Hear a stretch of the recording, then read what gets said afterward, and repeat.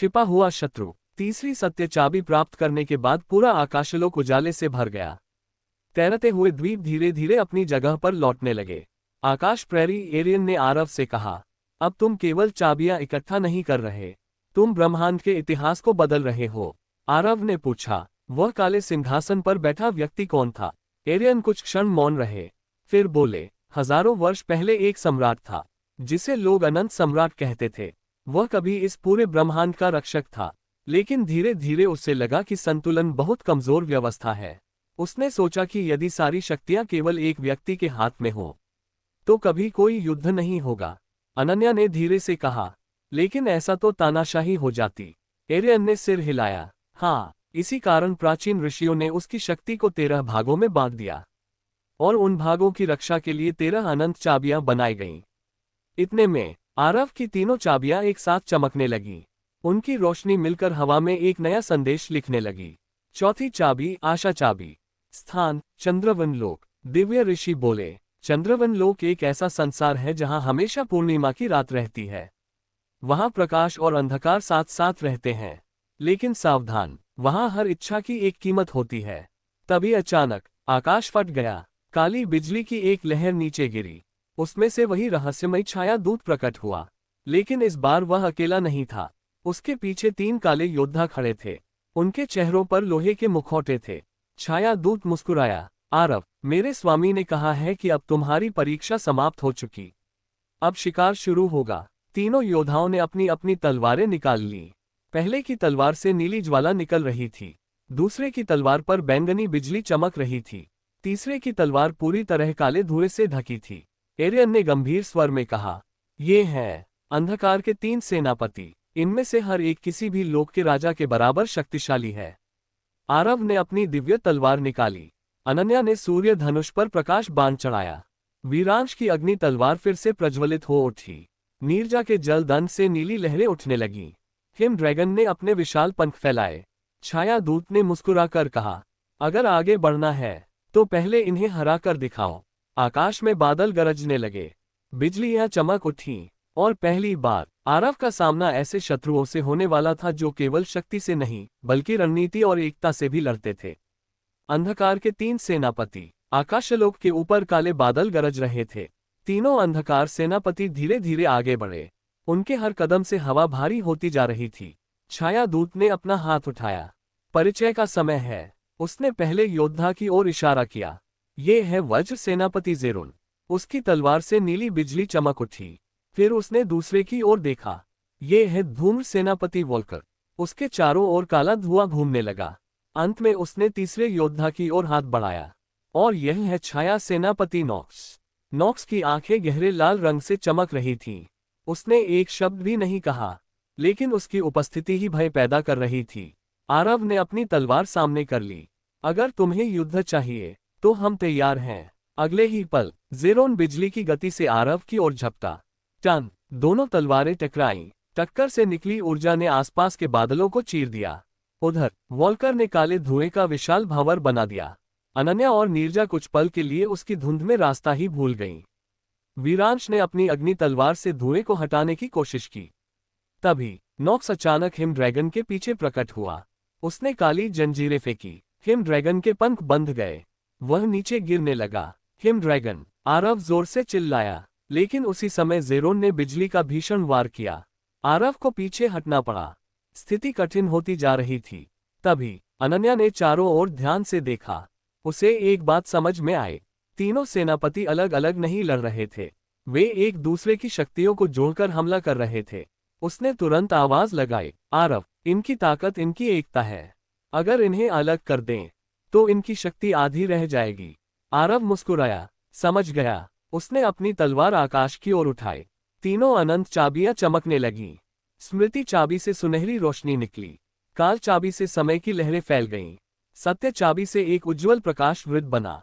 तीनों शक्तियां मिलकर तीनों सेनापतियों के बीच खड़ी हो गईं। अब वे एक दूसरे की सहायता नहीं कर पा रहे थे। छाया दूत पहली बार गंभीर दिखाई दिया। उसने धीमे से कहा, तो तुमने पहली चाल समझ ली। लेकिन तभी आकाश के सबसे ऊंचे बादल से एक विशाल काली आंख खुली। उसकी नजर सीधे आरव पर थी।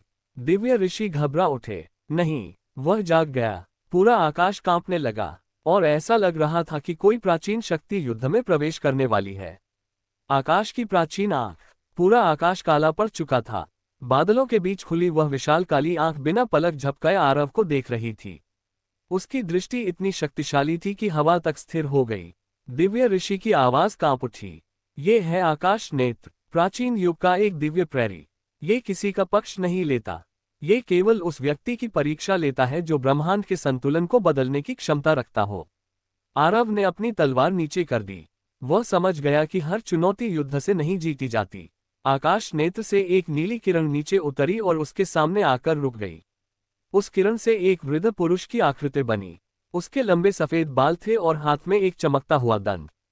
उसने शांत स्वर में कहा, आरव, तुमने 3 चाबियां प्राप्त कर ली हैं, लेकिन क्या तुम जानते हो कि उनका भार कितना बड़ा है?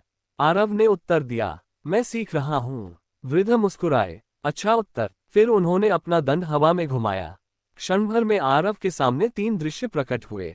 पहले दृश्य में वह अकेला था। उसके पास सभी 13 चाबियां थीं, लेकिन उसके आसपास कोई मित्र नहीं बचा था। दूसरे दृश्य में उसने अपने साथियों को बचा लिया था, लेकिन अंधकार पूरे ब्रह्मांड में फैल चुका था। तीसरे दृश्य में वह और उसके साथी मिलकर संघर्ष कर रहे थे। रास्ता कठिन था, लेकिन आशा जीवित थी। वृद्ध ने पूछा, तुम इनमें से कौन सा भविष्य चुनोगे? आरव ने तीनों दृश्यों को ध्यान से देखा। फिर दृढ़ स्वर में बोला, मैं तैयार भविष्य नहीं चुनूंगा। मैं ऐसा भविष्य बनाऊंगा जहां हम सब मिलकर लड़ें और जीतें। कुछ क्षणों तक पूर्ण मौन छाया रहा। फिर आकाश नेत्र तेज प्रकाश से चमक उठा। वृद्ध ने मुस्कुराकर कहा, यही उत्तर मैं सुनना चाहता था। जो अपने भाग्य को स्वयं लिखना चाहता है, वही सच्चा संतुलन सम्राट बन सकता है। उसी समय तीनों अंधकार सेनापति पीछे हट गए। छाया दूत ने भी आरव की ओर देखा और हल्की मुस्कान के साथ कहा, हम फिर मिलेंगे। काले धुएं का एक भंवर उठा और देखते ही देखते वे सभी गायब हो गए। आकाश फिर से साफ हो गया। एरियन आगे आए। उन्होंने कहा, तुमने केवल युद्ध नहीं जीता, तुमने स्वयं आकाश नेत्र का विश्वास भी जीत लिया। तभी दूर क्षितिज पर एक नया प्रकाश द्वार खुला। उसके भीतर चांदी जैसी चमक वाले जंगल दिखाई दे रहे थे। दिव्य ऋषि बोले, अब समय है चंद्रवन लोक की यात्रा का। वहीं तुम्हारी अगली अनंत चाबी छिपी है। आरव ने अपने साथियों की ओर देखा। सभी तैयार थे। नई यात्रा, नई परीक्षा और एक नया रहस्य उनका इंतजार कर रहा था। चंद्रवन लोक की चांदनी। प्रकाश द्वार से बाहर निकलते ही आरव और उसके साथी एक अद्भुत संसार में पहुंचे।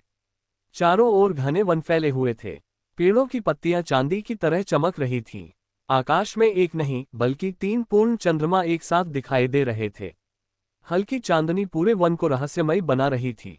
अनन्या ने धीरे से कहा, ये जगह जितनी सुंदर है, उतनी ही रहस्यमय भी। दिव्य ऋषि की आवाज गूंजी, स्वागत है चंद्रवन लोक में। यहाँ इच्छाएं और वास्तविकता एक दूसरे में घुल जाती हैं। याद रखना, हर चमकती हुई चीज सच नहीं होती।